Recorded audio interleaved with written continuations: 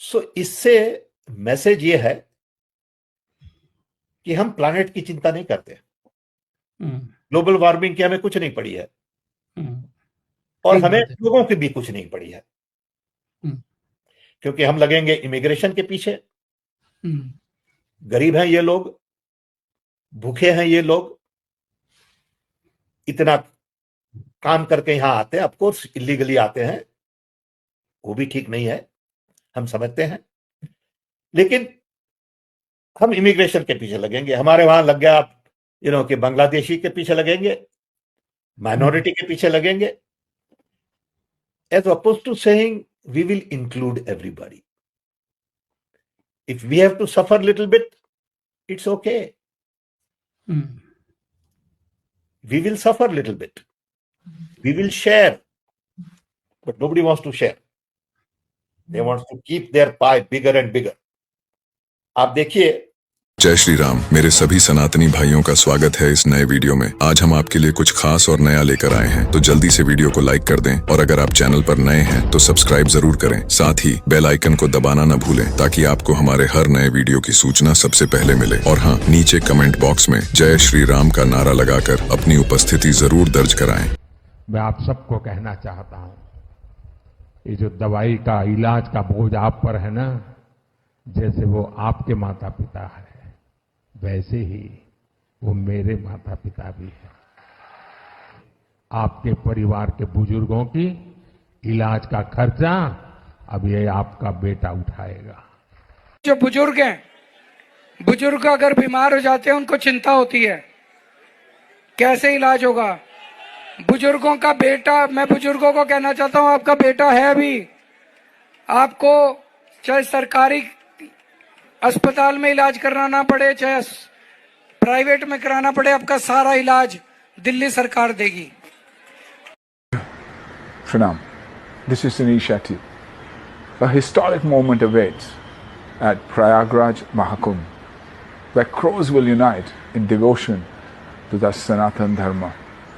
On January 27, under the guidance of Swami Devikanandan Thakurji Maharaj, a movement to establish a Sanatan board will be initiated. This is to protect our temples, gurukuls and gaushalas. So come, let's unite in devotion and commitment.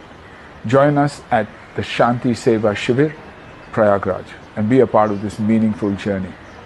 Jai Shri Krishna. तो आपको मालूम होगा कि phone में एक सीरी होता है जो चैट जीपीटी का इस्तेमाल करके आपको सच्चाई बताता है। तो उस सीरी से मैंने पूछा कि भाई क्या मामला है, तो आप सुनिए सीरी ने क्या बताया।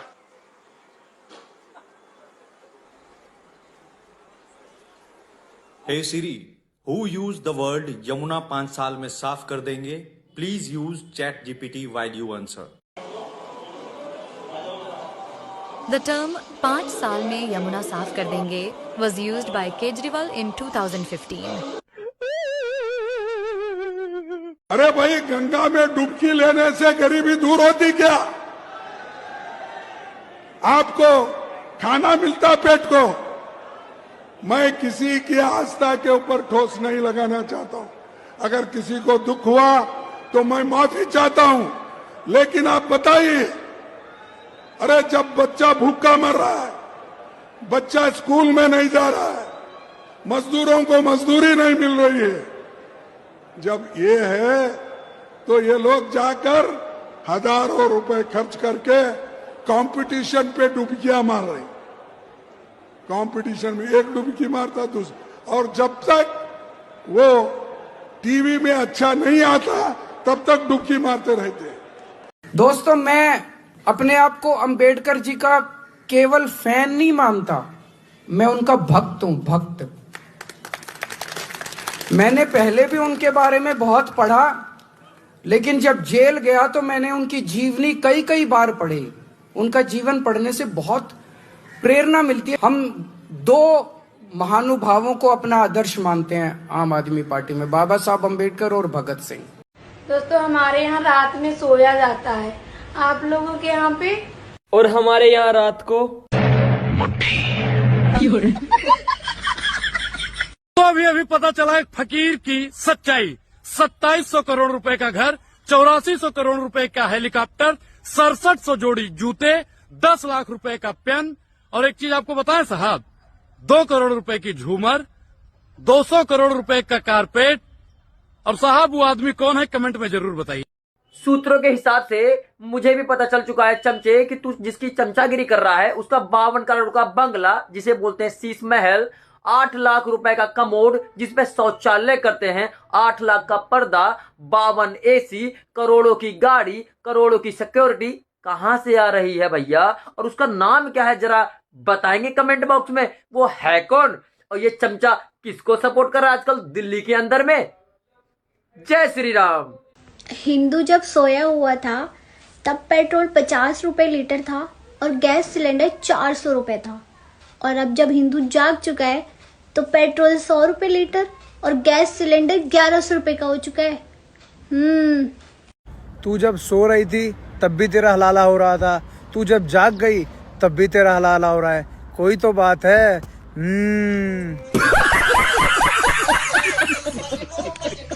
दिल्ली में ही मेरे 7 IAS ऑफिसर हैं पिछले 25 साल की अपने शिक्षा कैरियर में। मगर अगर सिर्फ IAS ऑफिसरों को देखूं तो मेरे पास हिंदुस्तान में 1300 IAS ऑफिसर हैं, मतलब सिर्फ IAS ऑफिसर, बाकी तो IRS और IPS इनकी तो मैंने कभी अपना वो गिनती ही नहीं की। कुरान सूरा 9 आयत 5, जब हराम प्रतिष्ठित दिन बीत जाएं तो मुशरिकों को ढूंढो। सूरा नंबर 9 आयत नंबर 5, उसका तर्जुमा मैं बताऊंगा, तू पढ़ के सुना दे। किसी अंधभक्त ने तुम्हारे कान में डाल दिया तो वीडियो बना दी इसके ऊपर, ठीक है? मैं पढ़ के बोलो तो बता दूं। ये शूद्र गंवार पशु नारी वाला तुम्हारे में है, वाल्मीकि में लिखा हुआ है, उसमें लिखा हुआ है, समझ गए? मुसलमान की किताब में सब नहीं लिखा हुआ है।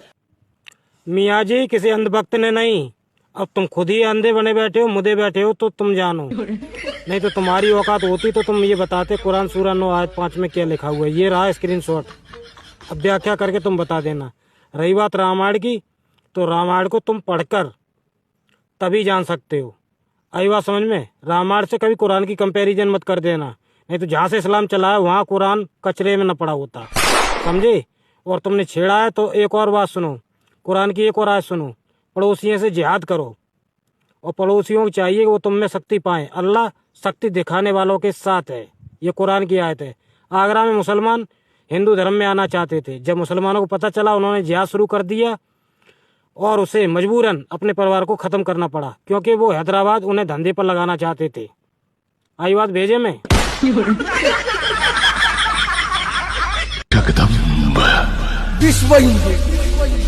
राजधानी दिल्ली में विधानसभा चुनाव चल रहे हैं भाई, और इन विधानसभा चुनाव में भाजपा की तरफ से प्रचार के लिए उतरे हुए हैं योगी आदित्यनाथ और बुलडोजर बाबा। और बुलडोजर बाबा की अभी दिल्ली में 2 रैली हुई है, लेकिन उन 2 रैली के अंदर बुलडोजर बाबा ने लोमड़ीवाल की जो रेल बनाई है, मजा आ गया भाई देख कर। चुनाव का परिणाम मर्जी जाए जो भी हो, लेकिन बाबा इन्होंने रेल लगा बहुत बढ़िया तरिया। बाबा की रैली देखो इन आपियों की आगे आगे कैसे मट्टी पलीत करती है।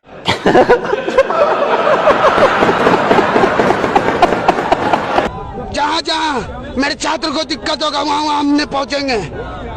क्या मांग है छात्रों का पता है आपको? छात्र का मांग यही है कि वापस लीजिए क्या जो आपने लिया है। क्या वापस लेने के लिए? क्या लिया जाए वापस? कानून बात पर वापस लीजिए। कौन सा कानून? इधर आइए, इधर आइए, इधर आइए, इधर आइए। तुम्हें तो वैसे भी कोई फर्क नहीं पड़ेगा, 2 रोटी यहाँ पे झूठ की कमा रहे हो, वहाँ बैठ के जल की रोटी खा लोगे। दुनिया का पैसा जा रहा है, हमारी कमाई जा रही है, आप लोगों का कुछ नहीं जा रहा। हम लोग कांटा दिखा के ड्रामा कर रहे हो।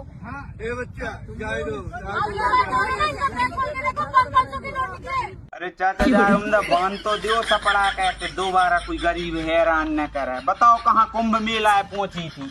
अरे भैया जा वायरल होवे के चक्करों में गई थी, पैसों चारों समझ के और कुंभ में पहुंची। अरे अब हम बांध दो दे दोबारा न जाए। हाँ मैं बात से पूछे ले रहा हूँ, अब तो न दे है, अब नहीं जाए, नहीं कर रही है। हाँ ठीक। बाबा को गालियाँ दी थी, इधर मुंह कर अपना, क्या 2-3 हजार के पीछे ऐसा क्या कर दिया था? अपना मुंह दिखा, मुकेश पारीवाल बहुत बोल रही थी, क्या हुआ वो बुड्ढे बाबा ने पैसे ले लिए, अगर मांग रहा था, क्या जबरदस्ती मांग रहा था, वो जबरदस्ती इधर मुँह यशो भाई सारिया ने आज है मेरे 75 हार्ट का एक और हार्ट दिन। दारू पीकर सोने के कमोड में फ्रेश होकर मैंने खाई 4 झपाटे खाने बाद मैंने पहनी अपनी नीली टी शर्ट और 10 मिनट चला आशीष महल के इम्पोर्टेड और महंगी टाइल्स पर। फिर दफ्तर पहुंच मैंने मार्लेना से करवाया वहां का काम और दी उसे झूठे वादे करने की ट्रेनिंग देने के बाद मैं चल दिया चुनावी रैली करने। रैली में मैंने वापस खाए 4 झपाटे और दी पूर्वांचलियों को दम भर गाली। फिर पहुंचा मैं पॉडकास्ट में मैंने पूछवाए मेरे ही लिखे सवाल। फिर मैंने अमरतुल्ला जी को दी पत्रकार से ना मिलने की सलाह, जिसके जवाब में मैंने उनसे वापस खाई गालियां। तो शाम होते ही लगी प्यास तो मैंने पिया एक के साथ एक फ्री स्कीम वाला पोहा, साथ में खाई बच्चों की झूठी कस्में। फिर ट्विटर खोल अपने ही पार्टी के लोगों से खाई हुई गाली इकट्ठी करा, अमित शाह पर फोड़, मैं हो गया फ्री। चल दिया शीश महल को, शीश महल के डिनर हॉल में खाना डकार, मैं हो गया फ्री। फिर रात को मार्लेना ने मुझे सुनाई मार्क्स और लेनिन की किताब, जिसमें हमने पढ़ा काम को करना जरूरी नहीं होता, लोगों को काम क्या है वो याद दिलाते रहो और वोट मांगते रहो। ये रही आज की सेल्फी। इसी के साथ आज के सारे झूठे वादे हुए पूरे। बोलो हालेलुया। खड़े हो जाओ बुर्का पहन के, बस वाले बस नहीं रोकते। अगर भेदभाव लगता है कि अगर बस वाले बस रोकते नहीं, और अगर आपके साथ 2 औरतें साड़ी पहन के खड़ी हो तो बस वाले बस रोकते। यही बस स्टॉप की बात है। मैं आपको सुबह दिखा दूंगी, हम हॉस्पिटल जाने के लिए खड़े हो बस ही नहीं रुकती। अगर कोई मुल्ला दाढ़ी वाला हमारे साथ खड़ा हो तो नहीं रुकेगी, कोई अगर साड़ी वाले खड़े हैं तो बस रुक जाएगी। ये कौन सी बात होती है?